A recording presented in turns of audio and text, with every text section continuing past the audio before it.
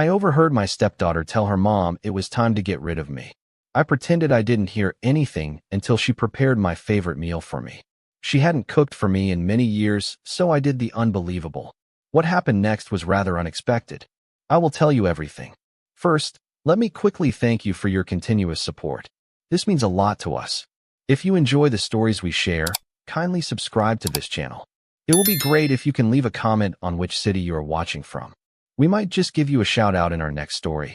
Today's special shout out goes to Jeremy Winstanley from New York. We are glad you enjoy our stories. Now let's go deeper into the story. I used to think loyalty was like gravity, unseen but dependable, holding everything in place. You put in the work, the time, the sacrifices, and eventually the people around you anchored themselves to that same principle. But the older I got, the more I realized how many people are just waiting for you to let your guard down, smiling with one hand out, the other hiding a knife. My name held weight in business circles, not because I was flashy or born into it, but because I built something real. I ran a logistics firm that turned local deliveries into regional dominance, and eventually into something that got people's attention nationally. I was proud of it, still am. But all the while, I assumed that success would trickle down into love, that it would buy me safety at home. Turns out, you can buy everything except sincerity, and sometimes, even the family eating at your table is just there to measure the silverware. Angela was the second chapter of my life. My first wife passed away after a long illness, and I never thought I'd love again until she walked into my office selling digital marketing packages. She was sharp, magnetic, 10 years younger, and had a way of making me feel like I wasn't just some tired businessman in a suit. Her daughter, Camille, was already 19 then, standoffish, distant, but polite enough when she needed to be. I tried, God knows I did. Paid for her education, supported her boutique dreams, even gave her a non-voting seat on my company's board as a gesture of goodwill. But she never looked at me as anything other than the obstacle between her mother and whatever inheritance she believed she was owed. I'd gotten used to the cold shoulder, the passive jabs during family dinners, the polite distance. That was normal. What I wasn't ready for was the moment I learned that the women I thought I was protecting, the ones I thought I was providing for, were planning to cut me out like old wallpaper. It happened on a quiet Tuesday evening, around 8:30. I'd just finished reviewing quarterly projections in my study and headed downstairs for a drink of water. That's when I realized I'd left my phone upstairs. Typical. As I came back up the hallway, I heard voices coming from the guest bedroom. Angela's voice, low and anxious, and Camille's sharper, more forceful tone. At first, I wasn't trying to listen. I just froze when I heard my name. It's time to get rid of him, Mom. We've waited long enough. The sentence hit me like a brick to the chest. I didn't breathe, didn't blink, just stood there, my hand on the doorframe, heart crawling up my throat. Angela didn't respond right away. I hoped, foolishly, that she'd shut it down, scold Camille, say something that would unravel the knot forming in my stomach. But instead, I heard her sigh, not in protest, in exhaustion. Camille, we have to be careful. He's not stupid. That was it. No denial, no outrage, just strategy. That's when the knot in my stomach turned into something else entirely. Ice-cold clarity. This wasn't some offhand remark. This was a conversation they'd had before. Maybe many times. And now, they thought they were close enough to execution that subtlety was no longer needed. Camille wanted me gone. And Angela? She was working out the logistics. I backed away from the door quietly, like someone leaving the scene of a crime. I didn't want to hear more. I couldn't.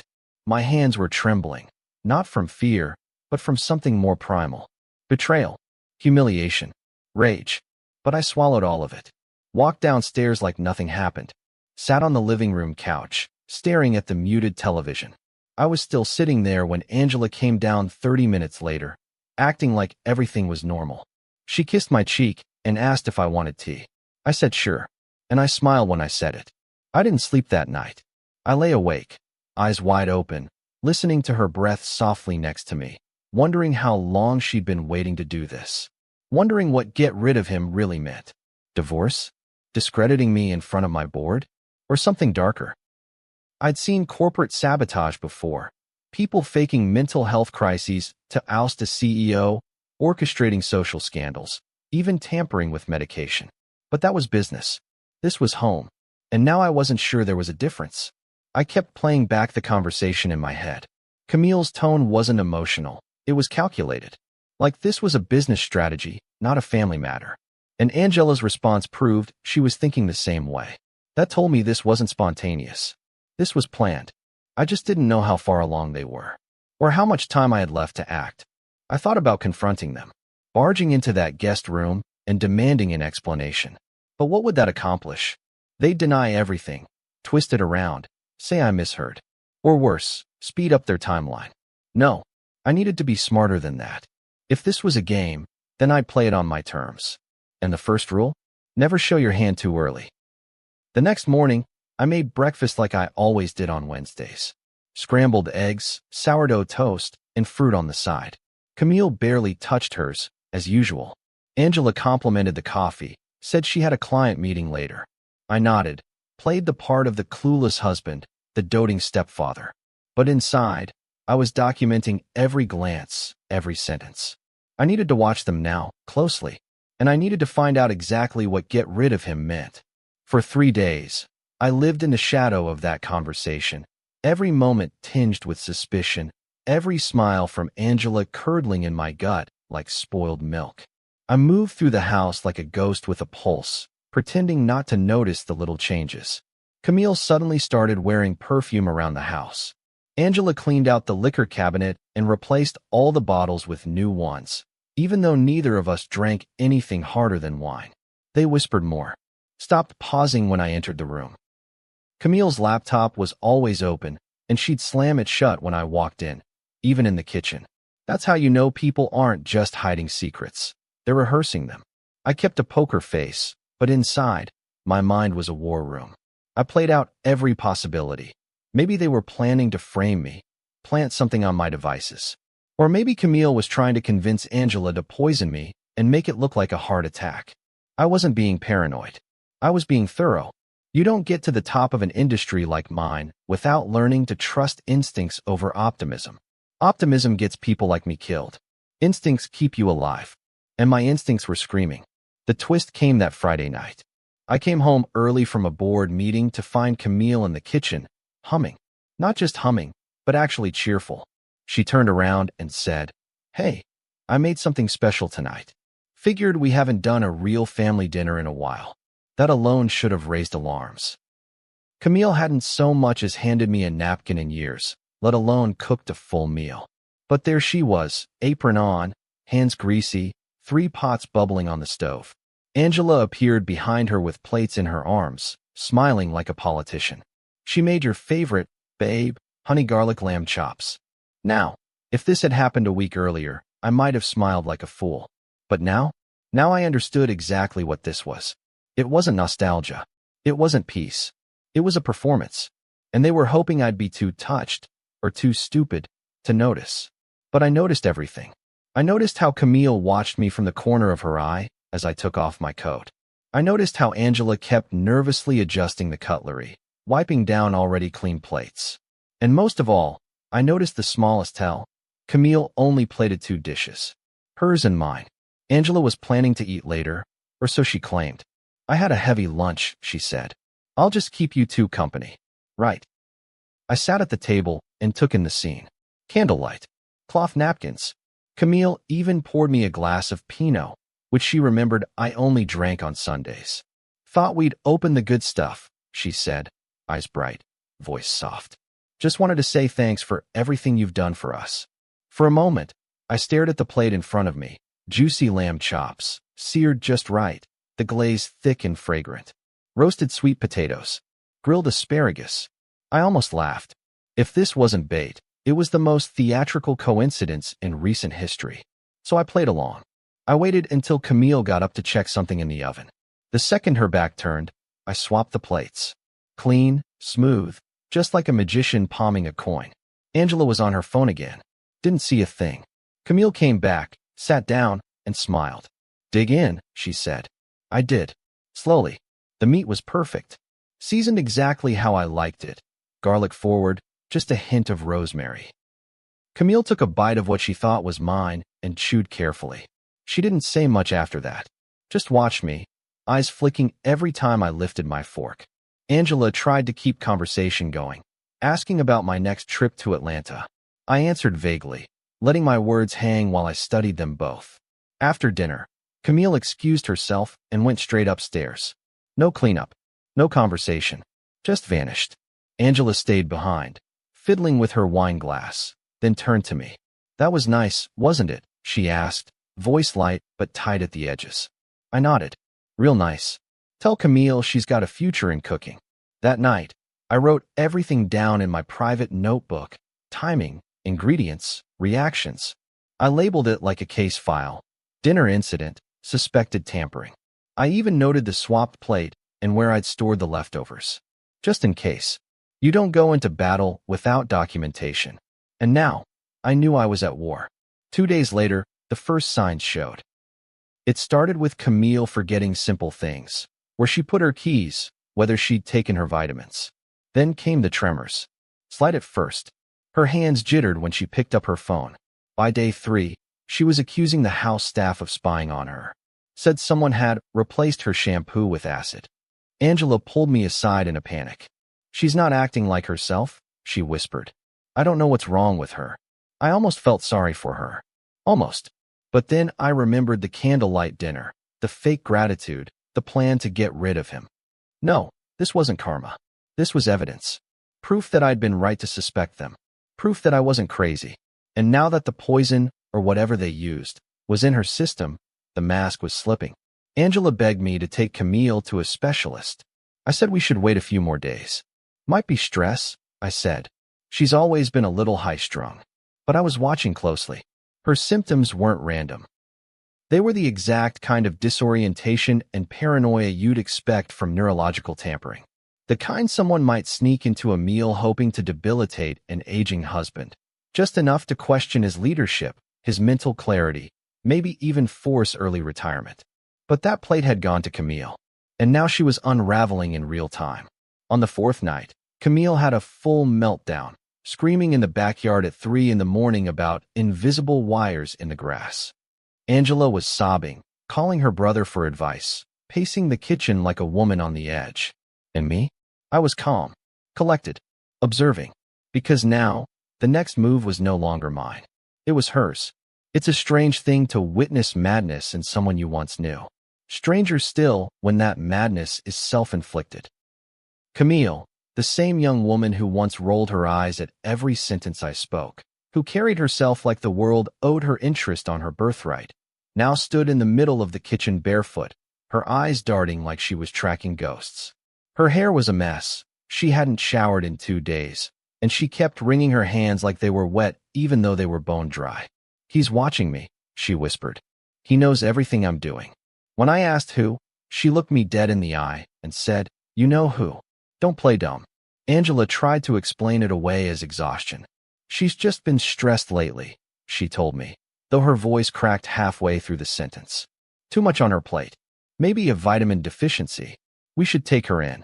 But there was panic in her eyes now, real panic. The kind that blooms when a plan starts to eat itself from the inside. Camille hadn't just lost her composure. She was cracking from the core. And deep down, Angela knew why. She just couldn't bring herself to say it. I played dumb, of course. I nodded along, furrowed my brow with concern, even offered to drive them to urgent care. But Angela refused. "Let me take her," she said. "I don't want her to get upset in the car." What she meant was, I don't want her to say something dangerous in front of you. And she was right to be afraid. Because Camille's condition wasn't just physical. It was moral. Whatever they'd slipped into that plate, whatever concoction was meant to slow me down, dull my edges, make me question my own reality, had started to turn on them. I didn't need to retaliate. The poison had done that for me. By the end of the week, Camille could barely string a sentence together. She spoke in loops, forgot where she was mid-conversation, and started accusing Angela of betrayal. "You told me it'd be fine," she shouted one night, loud enough to rattle the windows. "You said he'd be too slow to notice." I heard every word from the hallway outside her bedroom. I didn't flinch, just recorded the date and time in my journal and went back to my study. Let them unravel. Let the truth leak out on its own. The confession came not long after that. 2 weeks, to be exact. Camille had been admitted to a private psychiatric clinic under a fake name. Angela claimed it was to protect her reputation. But we both knew the real reason was damage control. She didn't want anyone asking why her daughter was hallucinating and convulsing less than a month after a suspiciously gracious dinner with the man who held her financial future in his hands. I expected Angela to start playing the long game again. Silence, control, legal maneuvering. But instead, she broke. It happened late at night. I was in my home office finishing some minor restructuring plans when I heard a knock on the door, soft, hesitant. Angela walked in, robe tied tight around her waist, eyes swollen from crying. She didn't speak at first. Just stood there, wringing her hands like Camille had, breathing like she was trying to hold something in. I let the silence stretch, watched her unravel slowly. Finally, she said it. We didn't mean for it to go this far. I didn't say a word. I just leaned back in my chair and watched her squirm. It was Camille's idea, she said, voice trembling. She thought if you were incapacitated, even temporarily, the board would see her as a stronger option. She wanted to fast-track the succession plan. She said you were getting too rigid, that you'd never let go. And you? I asked. Angela's lip trembled. I didn't think she'd go through with it. I didn't know she'd actually. She stopped, wiped her eyes. She said it was just a mild sedative. Something to confuse you. Just enough to make people question your judgment. But I swear I didn't know she'd use that much. So there it was. Not just intent. Not just betrayal. But execution. They hadn't just talked about getting rid of me. They'd tried. And Angela, for all her tears and stammering, had sat by and watched it unfold. Maybe she didn't stir the poison herself, but she set the table. She welcomed it into our home. And now, with her daughter unraveling in a hospital bed, she came to me hoping for grace. I told her to sit down. She did, hesitantly. I slid a document across the desk, divorce papers I'd had my lawyer draft a week prior. You're going to sign this, I said, voice low and steady. And tomorrow morning, you're going to make a full statement to the police. Angela's face crumbled. Please, she whispered. You don't have to ruin my life. I was scared. I was wrong. But I never wanted to hurt you. You didn't, I said. Not really. But you stood by and watched someone else try. That's worse. She begged. On her knees, literally. Tears soaking into the carpet, hands clutching mine like they used to when she was the woman I thought I loved. But I didn't flinch. Not this time. The part of me that would have melted at that sight was gone. Burned away by every whispered plan, every fake smile, every carefully laid trap they thought I was too blind to see. She signed the papers. And the next morning, I made the call. There was no satisfaction in pressing charges. No quiet thrill, no vindication, just necessity. I didn't wake up that morning thinking, today I'll destroy my wife's life. I woke up thinking, today I finally stopped letting people walk through mine like it's their hallway. Angela had made her choice. She aligned herself with someone who tried to erase me. Not kill me. Maybe, but erase me. Break me down mentally, inch by inch, until I became a stumbling shadow in my own home. They weren't planning a death. They were planning a decline. And they were betting on the world looking the other way. I made the call at 9:06 a.m., sitting at the breakfast table where I had once proposed to her. The same table where Camille had smiled as she plated my special dinner. The detective on the line didn't ask many questions, just confirmed my identity, the report I'd filed the previous week, and told me to expect a visit before noon. By 11:48 a.m., 2 plainclothes officers were in my living room reviewing the confession Angela had signed the night before.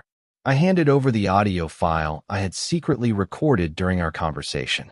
I hadn't planned to do it that way, but something about the way she cried, so convincingly, so rehearsed, made me hit record halfway through. Call it instinct. Call it insurance. Either way, it paid off.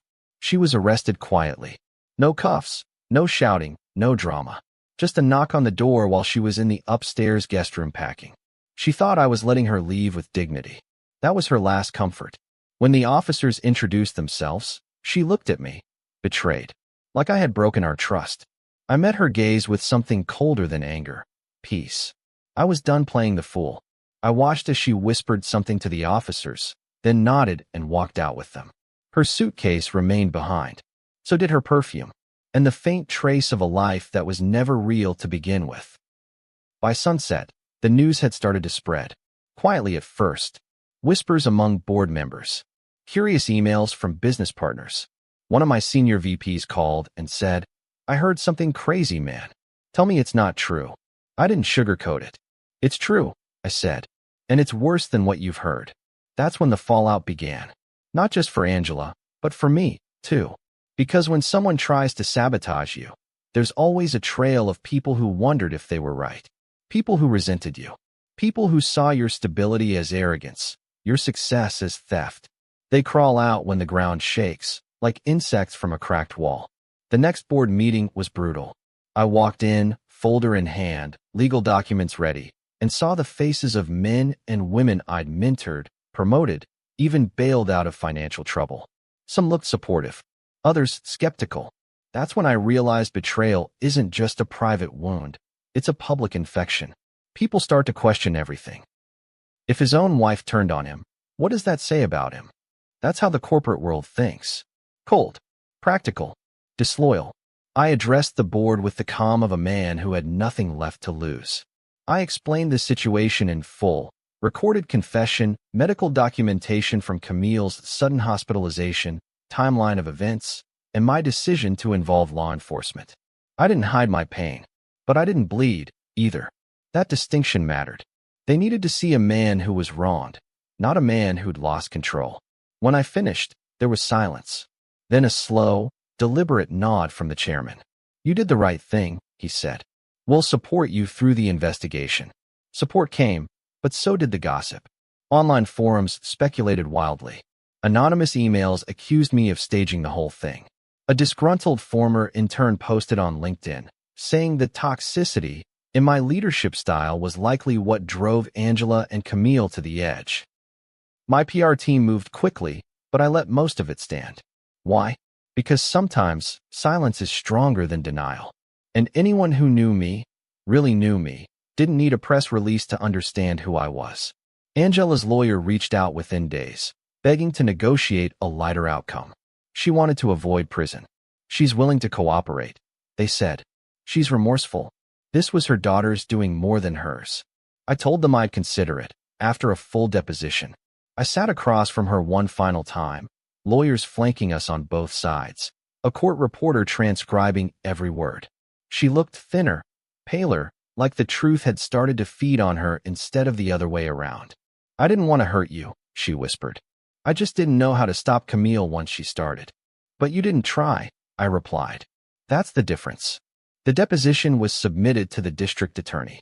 Charges were filed. Angela would face trial for conspiracy and attempted harm through surreptitious means. Camille, meanwhile, remained under psychiatric observation. There were whispers she might be declared unfit for trial.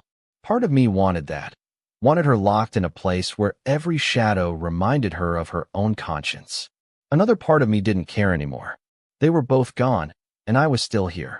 I sold the house 2 weeks later. Couldn't stand the silence in those rooms anymore. Every corner reminded me of something false. An anniversary celebrated with stolen glances, a birthday toast made with a knife already hidden beneath the table. I moved into a penthouse downtown, sterile but clean. The kind of place where no one had ever said, "It's time to get rid of him." And just like that, I started over. Courtrooms have a smell, not just of old wood and air conditioning, but of nerves, of sweat just barely masked by expensive perfume and drugstore cologne. It's the smell of people pretending they're fine when their lives are one bad sentence from collapse. I hadn't stepped inside a courtroom in nearly 15 years, not since a licensing dispute with a former partner, but walking through those doors this time felt different. This wasn't about business. This was about betrayal. This was about walking straight into the echo of a plan designed to strip me of everything I had built, with the woman I once called my wife sitting in the defendant's chair like she was a stranger. Angela sat still, dressed in gray slacks and a pale blue blouse, her hair tied back in a low, subdued bun. It was deliberate. She looked soft, non-threatening, even fragile. Her lawyer must have told her to dress like someone you'd feel sorry for. But I didn't. Not for a second. Because I remembered the version of her that stood by while her daughter cooked up an attempt to mentally unseat me. I remembered the glint in her eye when she handed me the wine that night, the fake laugh, the false warmth. She wasn't fragile. She was tactical. And for the first time in her life, she had run out of strategies. The courtroom wasn't packed, but it was full enough. A few members of the press. A couple of Camille's old law school friends whispering in the back row. 2 board members I'd known for over a decade sat near the front, watching, silent. No one spoke to me directly. I sat with my lawyer, hands folded in my lap, not out of nervousness, but restraint. I wasn't there for spectacle. I was there for closure. And that meant seeing it through, word by word, charge by charge. The state laid out the case like a slow, steady rain. A known sedative traced in Camille's blood that matched what had been in the kitchen cabinets. The timing of the meal, the swapped plates, the confession, both recorded and signed. Witnesses from the psychiatric facility testified to Camille's delusions, her paranoia, her eventual breakdown. But it was Angela's own voice that did the most damage. When the audio file played in court, you could hear the room tighten. Her exact words, she said it was just a mild sedative. Something to confuse you. That one sentence turned the tide. She wasn't just a bystander. She was complicit. And more importantly, she admitted she knew. Angela didn't testify. Her lawyer advised against it. Instead, she sat silently while the charges were read. Conspiracy to administer a harmful substance. Intent to incapacitate for financial gain. Obstruction of justice. Camille, meanwhile, had been declared temporarily unfit for trial. She remained in psychiatric care under state supervision, which meant Angela took the full weight. I should have felt vindicated. But sitting there, watching her avoid my gaze, I didn't feel joy. I felt the kind of numbness that comes after a long illness finally breaks. You're not happy to be better. You're just relieved it's over. Midway through the proceedings, during a recess, her lawyer approached mine with an offer, a reduced sentence in exchange for a full guilty plea.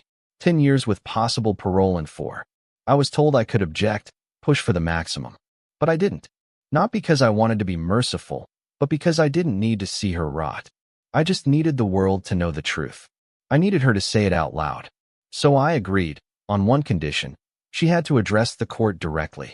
When the session resumed, Angela stood, voice shaking but clear, and read from a prepared statement. I made a choice to protect someone I loved, even when I knew what she was doing was wrong. I justified it as loyalty. I justified it as family. But the truth is, I failed as a partner. I failed as a wife. I knew Camille planned to incapacitate my husband to gain control of his company, and I did nothing to stop it. For that, I accept full responsibility. No excuses. No tears. Just the weight of her actions laid bare. When she finished, the judge nodded once and delivered the sentence. I didn't hear applause. There wasn't any. No gasps, no shouts, no vindication. Just a quiet finality. A door closing on something that should have ended the moment she decided to pick Camille over me. As we walked out of the courtroom, reporters shouted questions. "Do you forgive her?"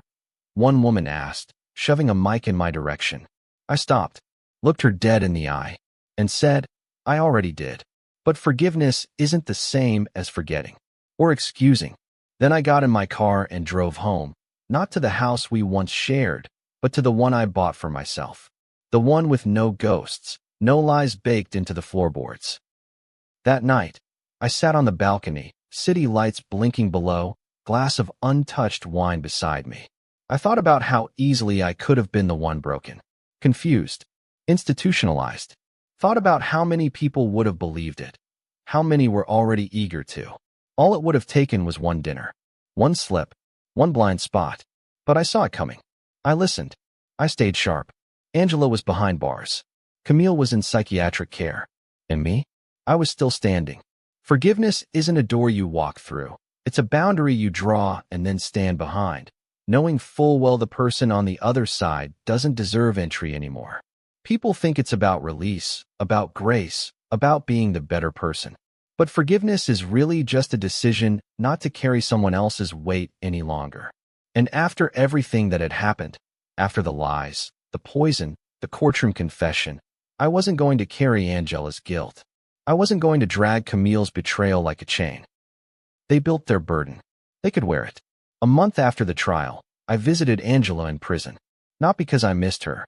Not out of love. I needed to see her one last time. Not as my wife, but as the woman who sat by while I was nearly destroyed. The guards brought her out in a pale beige uniform. No makeup. No jewelry. Just the reality of consequence stitched into every seam. She looked older. Smaller. Like guilt had whittled her down from the inside. She sat down across from me without saying a word, her eyes searching mine for something. Regret. Anger. A crack of sympathy. I didn't give her any. I came here to tell you something, I said, leaning forward slightly. I forgive you. Her breath caught. Not a sob. Just a hitch, like a woman who'd prepared for every version of this moment except kindness. I let the silence stretch. Let it settle into the room until it had weight. Then I added, but that doesn't mean I want to see you again. It doesn't mean we're fine. It just means I'm done letting what you did live rent-free in my head. Angela reached for my hand across the table.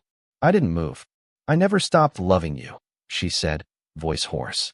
Even when everything fell apart, I kept thinking about what we had. What we had, I said quietly, was a story you ended. She nodded slowly. Didn't cry. Didn't beg. Just stared down at the table, her fingers twitching like they still needed something to hold on to. Camille's getting worse, she whispered.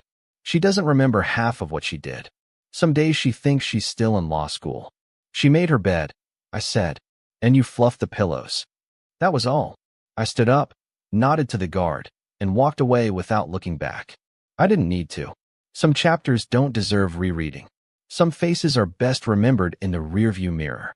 The next few weeks were quiet, almost eerily so. I'd moved into my new place downtown. A sleek penthouse with cold stone counters, black steel fixtures, and windows that drank in the skyline. It didn't feel like home yet, but it felt honest. No fake warmth. No photos on the wall of people who smiled while sharpening knives. Just space. Air. The kind of quiet that doesn't come with suspicion. I bought new furniture. Hired new staff. Got a dog. A black lab named Ranger. He doesn't care about company shares or trust funds.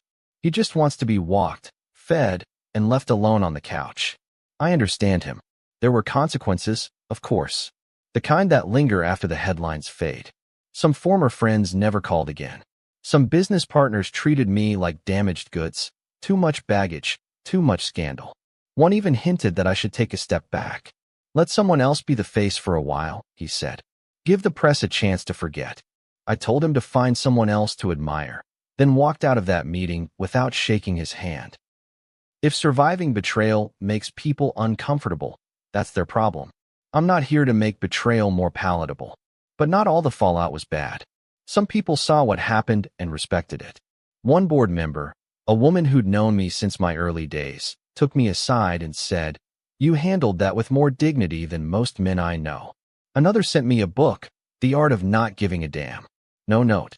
Just the title. I read the first few chapters and laughed for the first time in months. And then, slowly, things began to settle. Not into what they were, but into what they should have been all along.